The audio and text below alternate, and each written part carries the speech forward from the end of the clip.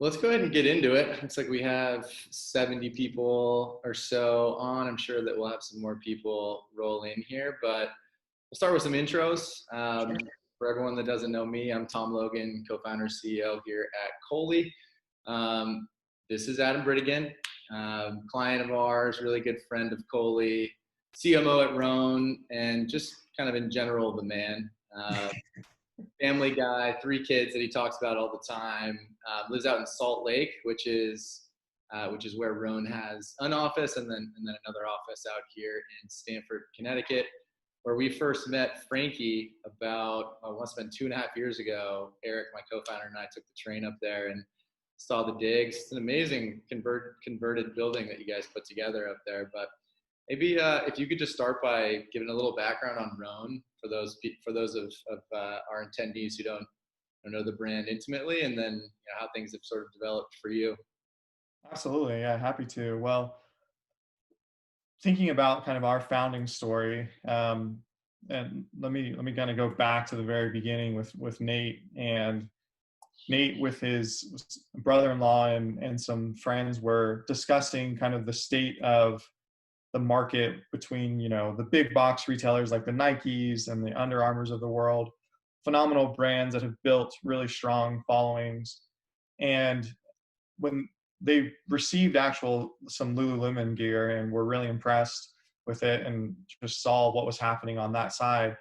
And at the time, no one was really focused in designing specifically for men. The active man, as far as working out, sweating, and infusing all of the technology that Lululemon was doing on the women's side. No one was really focused on that on the men's side. And so that was the real thesis of the brand, which was, there's this empty space, there's this open market here on the men's side, that if there was a brand that was designed specifically for these individuals, and then really building a community around that brand to inspire other men to be better, right? And to create this network where guys could inspire each other to just be the best versions of themselves. That was the core thesis of the brand. And at the time, I was living across the street from Nate, and he mentioned it to me. And at the time, he was working for the NFL. I was like, Nate, that's really cool, but like, I don't know anything about clothing. Like, people don't come to me for like designs and be like, oh, you dress really well. Like, you should go and start like a clothing company. Like, not by any stretch of the imagination. I played basketball in high school, but then after that, like, turned into dad bod, like the prime example of that. But as Nate started coming by and discussing it, it was like on the weekends, it was like, hey, I've got these samples. Like, what do you think about this? Could you help me build a website and launch this brand? And so that was really just like those core discussions. And then that was really the beginning. Yeah. So was there a moment in time where you were like, all right, I see what's going on here. Like, this is my path. This is what I want to be involved with full time, or did it just sort of happen gradually for you?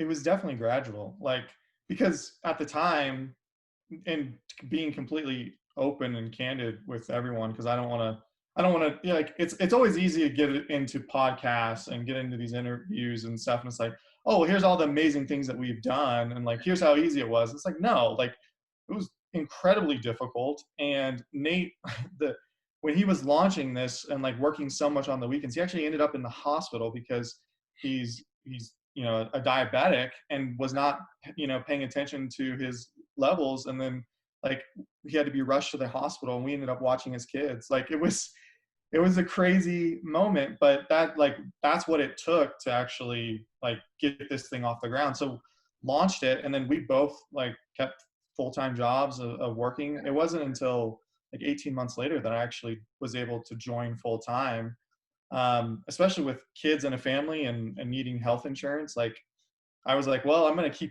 keep working at this, right, as a side hustle, and then make the pivot when it feels right. And then finally, we had enough there of.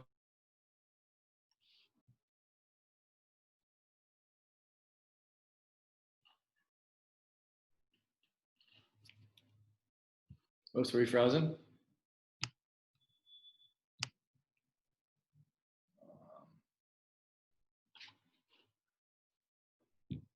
You guys frozen?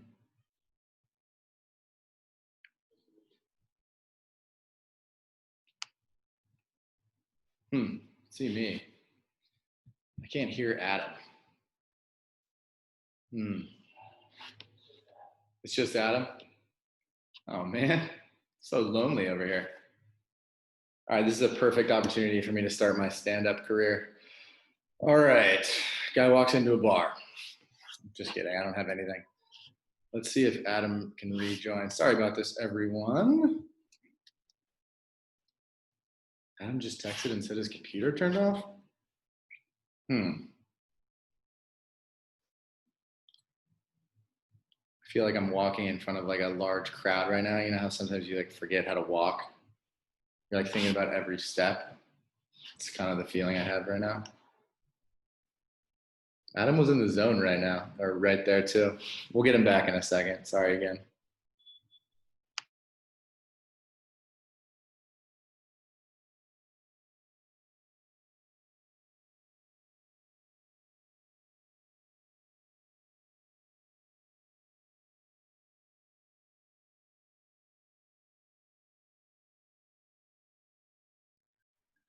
Yeah, sure. Good point, Jake. I'll go ahead and queue up what we're actually going to be talking about here. It's not all the history of Rhone. So Adam, which you may have already seen in the Digiday white paper, has undergone a real transformation as the CMO of Rhone, overseeing particularly their paid side. Basically what they went, oh wait, there he is right there. Hey man. That was the craziest thing that's ever happened. Yeah. No. The computer literally just restarted. I'm so sorry. Okay, we're back. Cool, we're back. Let's see, Jake in the audience here had just asked what the heck we're going to be talking about, so I can queue up a quick little overview. Although I could seriously talk about the origin story of Rhone all day as a fan of you guys for a long time. It's fun to recap. But what we're going to get into here is largely what you discussed there in the Digiday white paper, interviewing with James and the Digiday team. And I think a really good place to start for us here in just talking about ad strategy, general philosophy of testing, is to go back to the conversation that you and I had earlier this year, right after you got off the phone with your boy Gary V. And talking about how a lot of these athletic brands were representing similar types of content and falling in love with a brand aesthetic versus more of the strategy that you guys are employing now. So would love to just recap that conversation from your perspective and how that started to shift things for you. Yeah, absolutely. So internally, when you view our marketing team and what is like our core strategy is, we want to be experts at testing. Like we is part of our DNA as far as being a data-driven organization is testing and following the data as far as where it takes you, and understanding that there's multiple cohorts within the buyer personas. I think that's paramount to understand. Is I think most brands are going to curate, their unique buyer personas, but as you grow and as you expand and as you get more data, you realize that there's multiple cohorts that just extend off of those. And it's really important as you scale that you understand what those look like. And the only way to really do that is through content generation and testing. And so we internally, we pride ourselves in our ability to test, to make sure that those key learnings are shared with other parts of the marketing arm. But Gary V is a friend of Nate's and a friend of the brand. And so we had a long conversation with him about content and just how important it is, and the velocity at which he believes that brands should be producing content, and just how rapid that pace is. And I think it's far exceeds what most brands are consistently doing, and even us, right? It was a really eye-opening experience for us to stretch our needs as far as how far we really needed to go versus where we were at. And that was the crux of what that conversation was, which is, hey, Adam, you have to be testing more than you guys currently are testing. And it has to be part of the marketing DNA if you're going to scale to the next level and take this on. And when you think about your competitors, right? For all the individuals who are listening, whether you're, the multi-billion-dollar brand and you have the resources and you're stuck with a bunch of red tape, or you don't get buy-in from other individuals, or you're, just starting out and you have zero budget, you're always going to be competing with someone who has a larger marketing budget, right? And so understanding your positioning, content is that equalizer. Content and user-generated content gives you that unique ability to do something that your competitor cannot. When you think about creating your product, yeah, people can rip off your product, people can rip off your pricing and things like that. But when you're able to create a human experience because of the content that you create, like that's something unique that others can't do. And so that was really the challenge for us, which is, yes, we have identified our core customer and we are creating content for them.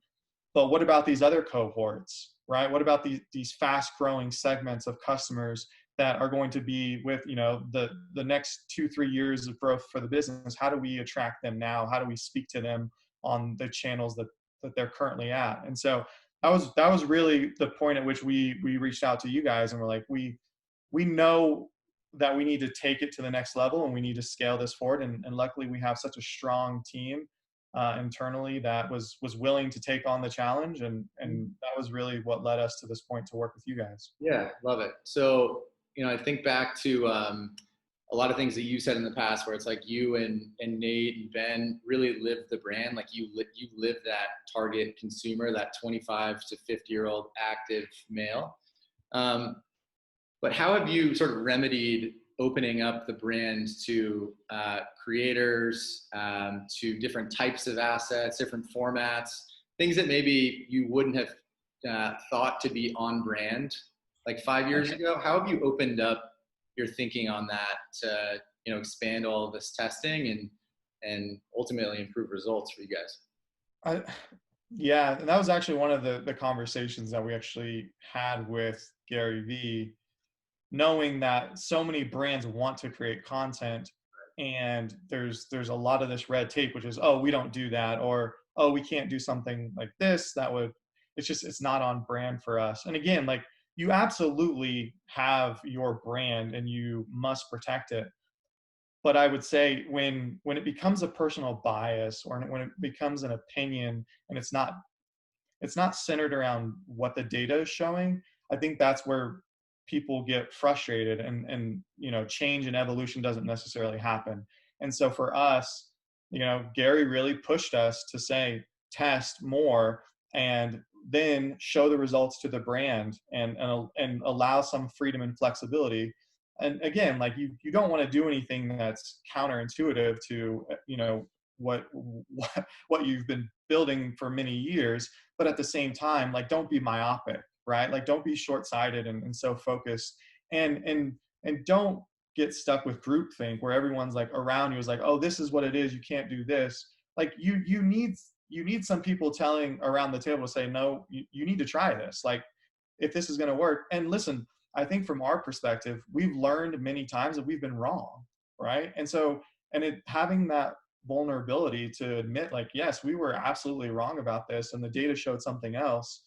Let's follow the data, and that's really where testing comes in. And from our perspective, our team, like, I want them to fail. I want them to test because I know that means that they're thinking differently and they're doing things that are going to push the boundaries, and it's okay, right? Like, I think the thing, what I took from the conversation and working with Gary was like, there's a lot that you don't know because you're so close to the brand and you wake up, you live it every day. You need to broaden your perspective and see what other content generators can do. And that's for us, which is, I know for a fact that internally, some of the content that Cohley has created for us, we would never have created for ourselves, right? We would not have, because we would have been like, nope, this is not going to work. But now that we have other humans out there with different perspectives, and and different mindsets, they created content, and then it performed better than our expectations, and we were just blown away. Right. I love it. So quick note for all attendees here, go ahead and chat us any questions. We'll have some time at the end to get to them. So by all means, go ahead and add those whenever. Yeah. So to dig a little bit more into some real specifics there, Adam, when we're talking about testing and broadening that. I mean, you said in this Digiday piece that Rhone would typically test 10 to 15 things a week, but with this evolution, you've gone all the way up to testing 50 plus iterations of things per day. What does that look like? How you handled that process? How have you handled that increased volume? I think a lot of attendees here might be confused as to how to even turn that into reality. Yeah, so for us, we've created an internal group called our lab, which is responsible for managing the day-to-day of those tests and then disseminating the information to the necessary groups, right? And so we have a team that is responsible for the testing, running tests, and reporting back on those results. But the charge is to, yes, we want to be testing 50, and we're just getting started. Like I would love to be testing 100, 200, like ultimately where we're going, like we're just scratching the surface here. But the bottom line is you're not going to learn unless you test. And right. you need members of your team focus on this. This has to be a core KPI, or it's just not going to get done. And it's not going to get done in the capacity that you need to. And you have to have supplemental help in order to get this done. We are still relatively a small marketing team. So we need the groups like Cohley and others to help us augment this so that we can actually hit that goal of 50 a day. And again, it's different types of ad sets, of things that we're running, a variation of this ad set, a variation of this video, a different edit of this video, right? When we say that, it's 50 variations that we're testing a day. And Olivia just asked for a clarifying question here. That's 50 ads that you're testing per day on paid social, correct? No, not just paid social. We're talking, banner ads, programmatic display, all across the board. When you think about all of the marketing channels, we want to be increasing all of the assets on all of them. Right. It's not just limited to what you're doing within Facebook ads or Instagram Correct. ads. And again, if that's your primary marketing channel, then absolutely lean into paid social, because it's one of the easiest ones to spin up. But yeah, our goal is to take all of this content across the different channels and to be testing. Yeah, and this has been something that that you touched on in the paper, and Gary Vee has talked a lot about too. But it's this concept of just to stay on the paid ads front for a second. We've talked about rising prices within the paid social world, and you had an interesting comment. You're basically saying, like, through testing, we're going to continue to succeed, and we're not going anywhere on these channels. So maybe you could just expand a little bit on that philosophy and how you at Rhone adapt to rising costs of paid. Absolutely. Well, it's interesting, and I think a lot of the participants here would sympathize with this. Is like, you go to these marketing or groups and these the annual meetings, and everyone is talking about oh, Facebook prices are going up, let's go into television. Oh, linear television is going up, let's go into influencer marketing. So everyone is basically talking about the same stuff over and over again, the rising cost of X, the rising cost of Y, right? If you keep doing that, you're just going to be chasing additional channels, and not only is it going to be a massive resource constraint, you just can't do all of those things really well as you're scaling your business, right? Because you're oh, well, this is I need to go and do this, and then your attention gets diverted, and then the returns aren't there. So our philosophy is, on all of our channels, we build an attribution model, and then once we have the attribution, we have our source of truth, then we layer on a channel, we spend the time, and we make sure that we define what success looks on that channel, and then we lean into that channel. So for us, Facebook costs go up and down all the time, right? Our goal is yes, we love when the costs go down, but even when the costs go up, we have to figure it out. Like it just means that we have to do a better job at improving our conversion rate and improving our click-through rate and all of the metrics that go into Facebook. So when you think about the retail brands and COVID, like we were looking for areas of arbitrage, just like the other ones. Like when Facebook, when a lot of the advertisers pulled out, we leaned in heavy, right? And we're going to take advantages of those because we look at those channels, we have them set up, and we're going to lean in and flex up and flex down where we need to. So again, like I think you have to be careful. Like, yes, if costs are going up, don't just abandon everything that you've built. Your job is to figure it out, right? Figure out how to be more creative, test different types of videos, test things like that are shot on your iPhone, test user generated content. Like to me, it's like you have to figure it out. And yes, over time, if costs go up, then you can continue to like expand your reach, but don't just do that. If you're solely dependent on Facebook right now, there's still a lot of meat on the bone right now. For sure. So when we think about testing different assets with different audiences, you guys obviously have this like core demographic that you started out with and you've done so well with, but talk to me about how you think about testing different creative assets with like different audiences with different characteristics, all that good stuff.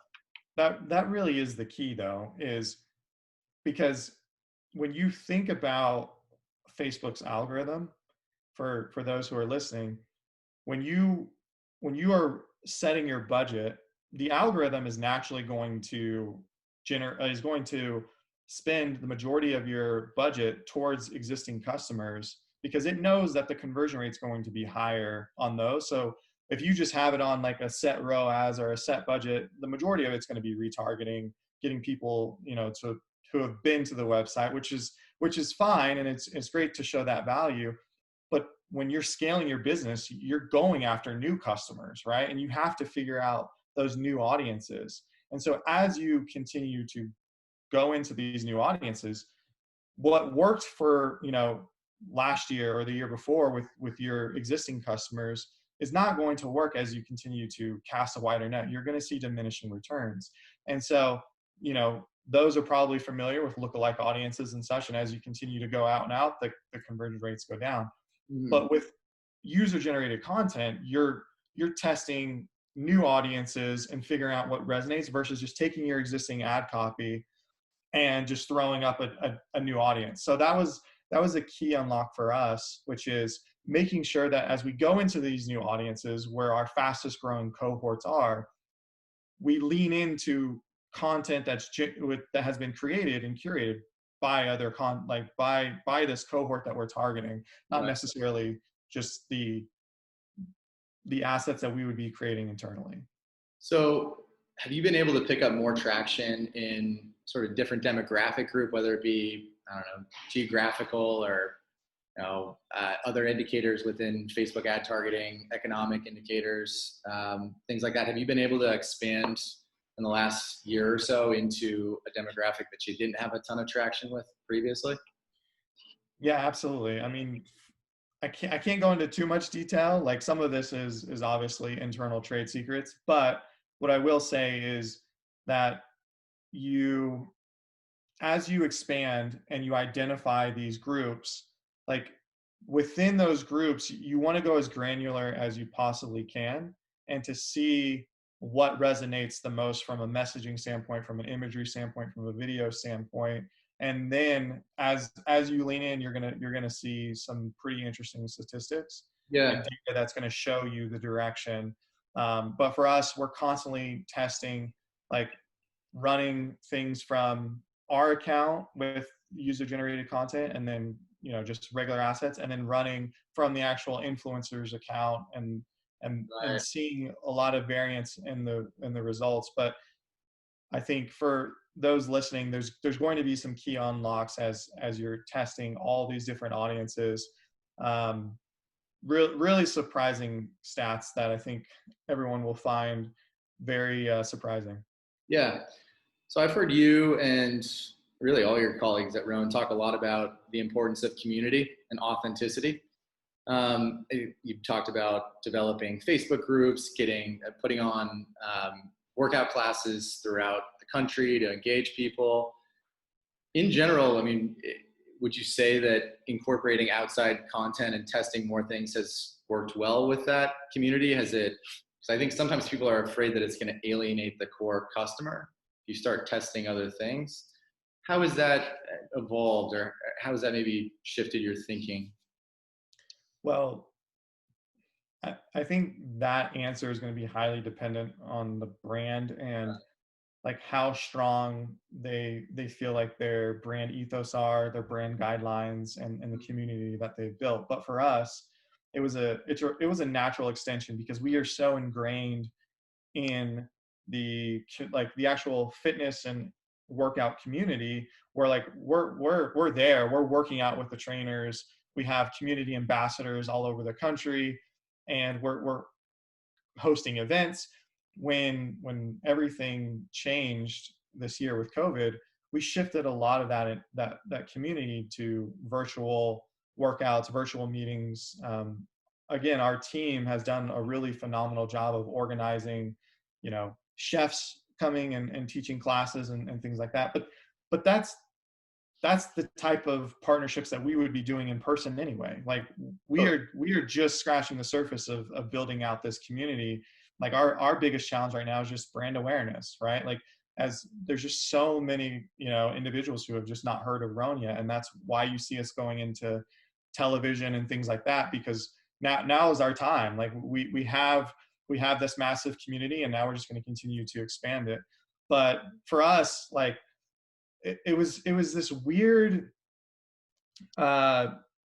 just feeling of everything that happened with COVID.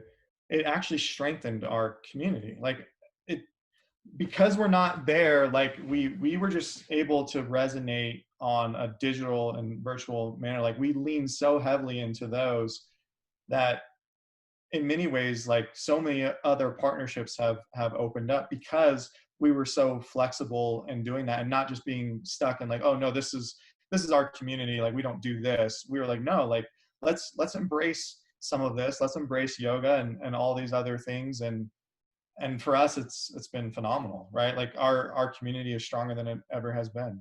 Yeah.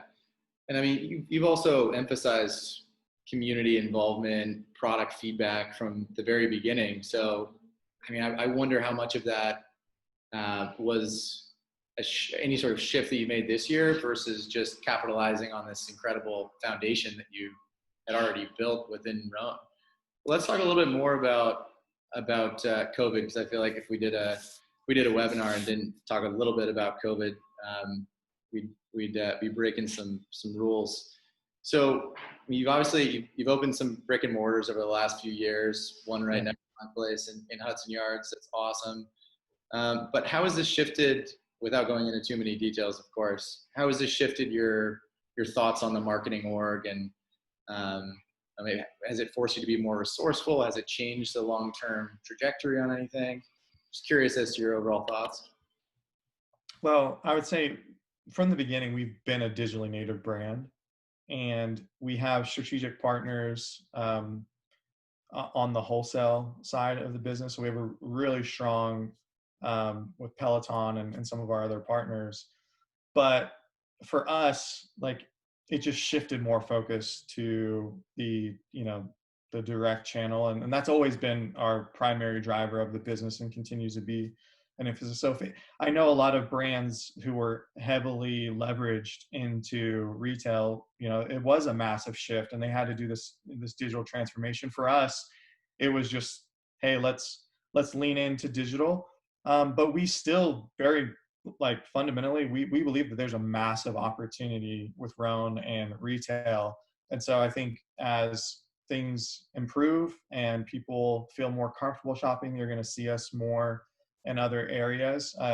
We have a very similar, on as far as metrics, like we're up there with the Lululemons of the world as far as what they're doing on a retail per square foot. So we think there's a massive opportunity in select cities and in select areas for retail. But primarily we're a digitally native brand, and it will always be that way. And then one of the things that I would mention, Tom, is from the beginning, like we have a Slack channel that every single customer review that comes in, like everyone in the company has access to. And that was something from the beginning that we really wanted the entire, as an employee of Rhone, like we are a product driven company and we live and die by our product. Like you can have the best marketing in the world, but if the product doesn't deliver on its brand promise, like you're just not going to get there. And so that's something that I think is really important, that everyone in the company can see these reviews and see how the customer is resonating. And, you know, if there are issues, then we can quickly address them, but it's making sure that that information is getting to the correct people as far as the, you know, product development and things like that. And it just helps us to be more effective as marketers. You know, as if you're in B2B sales, like one of the most important things that you can do is just listen in on those customer calls to understand what are the questions that the customers are asking.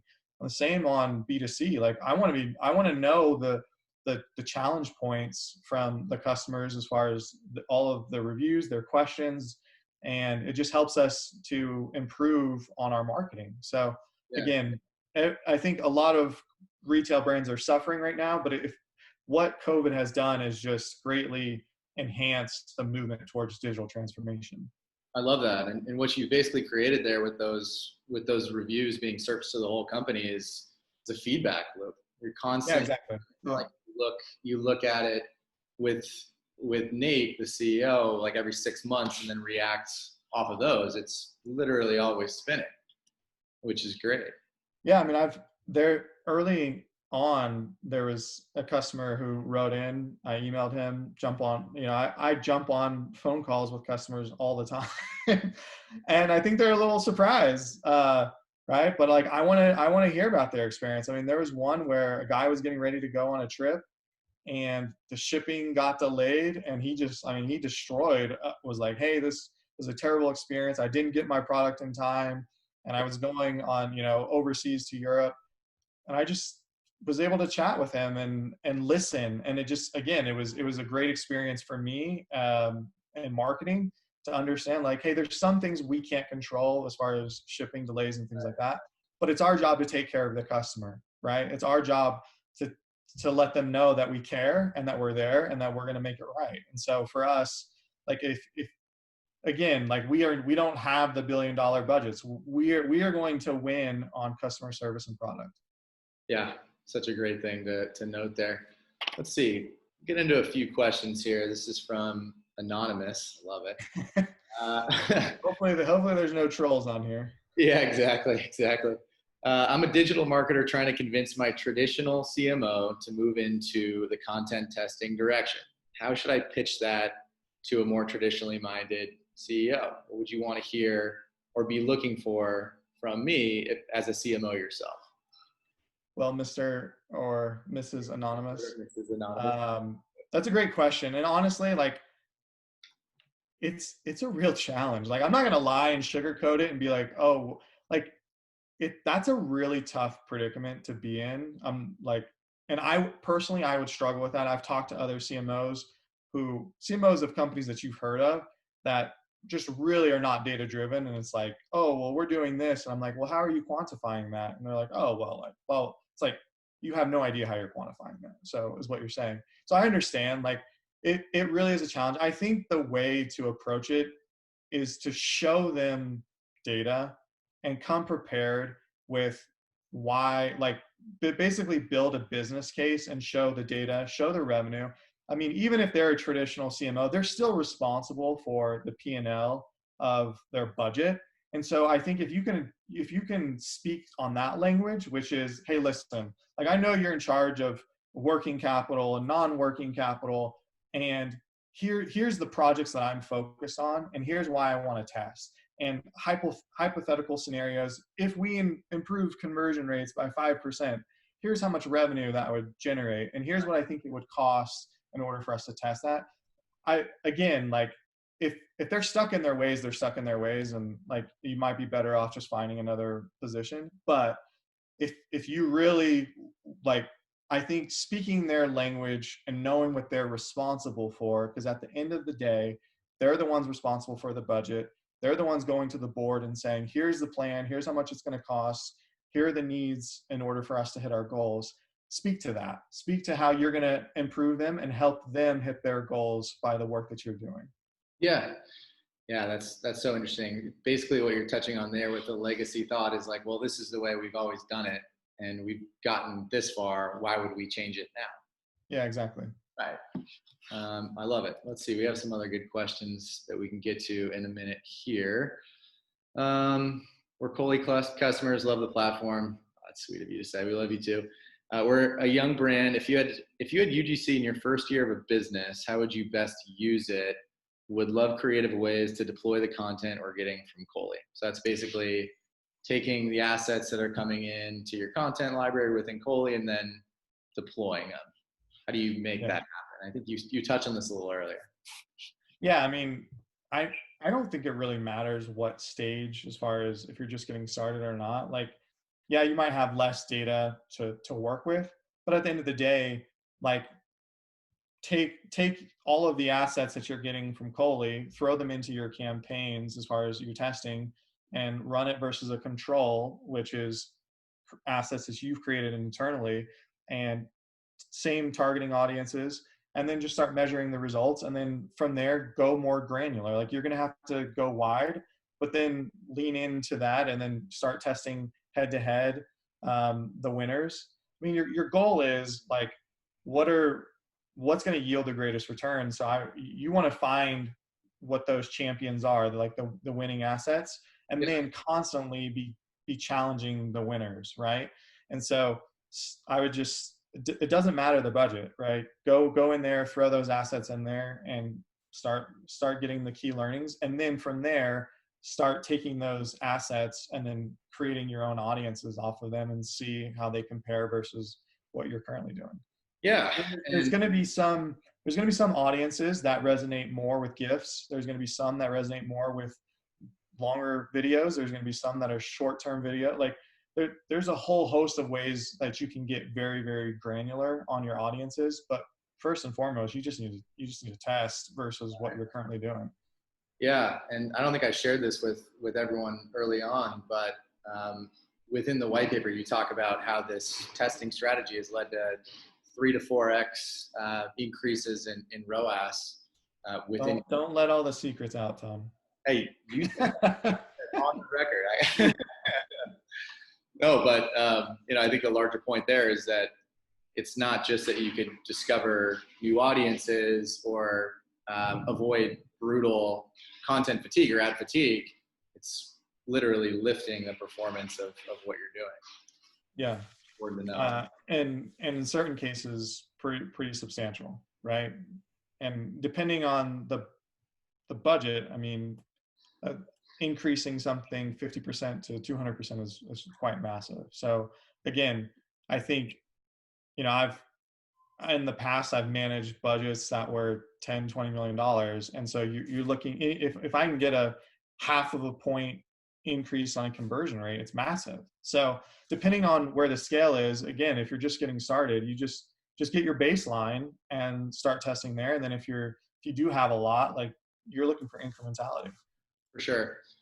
Let's switch gears a little bit over to email marketing. I remember watching your talk at eTail where you're talking about a lot about loyalty, your loyalty program, that community, that personalization.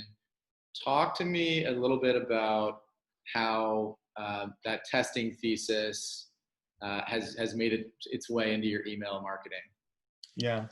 Well, this is not going to come as a surprise to those listening, but basically, as far as how you're scaling your business, it's new customers and it's loyalty and improving customer retention and LTV, right? So primarily your business model is built off of new customers acquired and your LTV of your customers. That's how you're building your financial model to scale.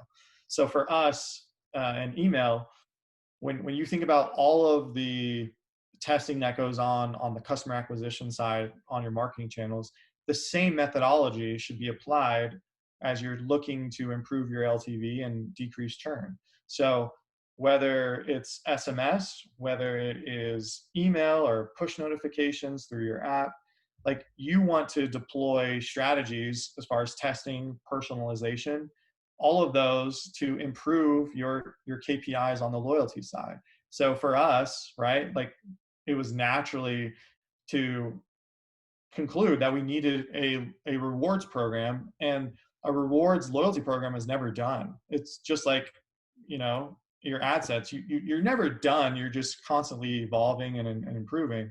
So we apply personalization, we apply A/B testing as far as send times, day of week, all of that methodology goes throughout email marketing. And really, it's a massive undertaking.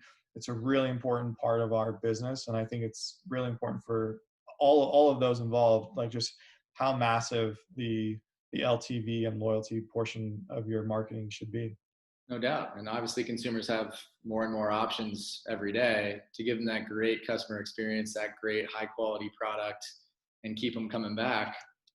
Yeah. And again, I think you win on customer service and you win on product. And on the customer service side, the way that you're going to do that is you're going to communicate to your customers better than the competition, and you're going to listen to their needs and give them the product at the right time. And so for the loyalty program, for us, was just a way to make sure that we learned as much about the customer, and then how do we apply those learnings to customize and personalize that experience. And that's what we've done, which is, hey, we know what size you prefer, we know what color you prefer, we know how you like to work out. And so when we get new products and we have offerings for you, we're going to create a custom experience for you and send it directly to you on how you'd like to be communicated to. Yeah.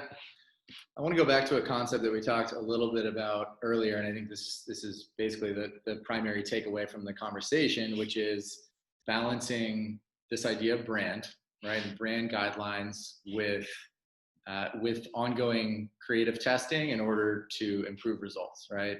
This is essentially the backbone of everything that we've been talking about. But what's the best way to pose a question here?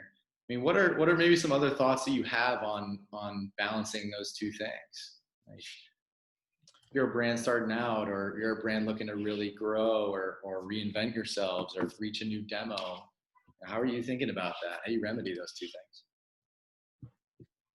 I think the most important part is to build a strong brand, but be open and flexible to an infusion of data over time, right?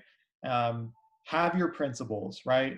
Have your, as far as your guiding star is what your brand stands for, but be open and flexible to new data and new insights that come, because brands evolve, right? And brands over time can turn and create sub brands. They can create a lot of different things, and that's just natural, and in many ways it's healthy. So I think it's important to challenge your own internal ideas with the use of data. And again, like, and many times in certain marketing organizations, it's like church and state, right? It's like you have the brand and then you have performance, and they're kind of at odds. And like, you don't want that tension always flustering, which is like, oh, I've got to protect the brand and I've got to protect all of the KPIs, and they have to work together. And I think that's the important part, is just that data sharing of where we have the lab, which is our brand team and our content team is heavily involved in our lab, which is where are the key insights coming from? What are the key learnings? How can we incorporate those learnings? And the beauty in the collaboration is that those key learnings are going to help the brand and content team be more effective at their job, because they're the ones, thinking through. And when they get these new insights, it's helping them curate the videos. It's helping them curate the photo set, the photo shoots. But yes, like you do need some healthy tension, right? Like, you do need a protector of the brand, and that is healthy. But what you can't have is like a disconnect or a disjoint between the two, where the data is not and the testing is not able to happen, or it's not able to occur because of a strong opinion. And that was the thing that Gary really pushed us, which is like, hey, listen, for a moment, like, I know you guys think that you know who you are and you know who your customer, your target demo is, but just have an open mind for a little bit. Like, let's just see what happens when we get, 50 different ad sets and we get these key learnings. Like, let's just see what will happen and where this takes us. And we have such a strong brand content team that has been open to that, and that's allowed us to really grow and evolve. But I think it's, again, like, healthy tension's fine, but like a disconnect and there's like people's opinions or egos get in the way, I think that's where you get struck. Yeah, no, I mean, you talked about this a little bit earlier, but just like overall organizational buy-in does seem like it's an important thing, right? It's not just one brand marketer coming to the CMO. It's not just the CMO going to the CEO and saying, hey, we got to switch it up. We got to start testing more. It does seem like there does need to be a real holistic buy-in from all stakeholders involved internally. Yeah, I think the easiest thing to do is to create an internal source of truth where people don't like data if it doesn't support their opinions, right? And so data can also be manipulated. So for us, the lab is our source of truth, which is data insights. Things are and the tests are discussed, they are debated, but at the end of the day, we follow the results of the test, and that's where the brand and the content and the performance can all come together and say, hey, well, this is what we've learned, and now this is what we're going to do differently going forward, right? And that's the key, is like, you don't get people who just like own the data and then they're going to manipulate it because it's like it's good for their jobs, which, again, like, let's all be honest, we've been at companies where that happens. So to the extent, if you're just getting started and you can create that has been monumental for us, of just having that freedom and flexibility where that source of truth is guiding both teams, and it's helping both teams be more efficient. I love that. I think that's a perfect place to wrap. Adam, yeah, thank you so much. This was amazing. I think everyone. Thank you, Tom. I really appreciate it. Hopefully we were able to help others listening. For sure, yeah, and appreciate how selfless you are in talking about the development of the brand, your strategies, and it's really awesome that you're willing to do stuff like this. And I know a lot of brands that are in growth mode and excited to scale up the same way that Rhone has over the last 6 or 8 years here is really awesome. So thank you to everyone who attended. We appreciate you. We'll do it again soon. Thank you. Adam. See ya.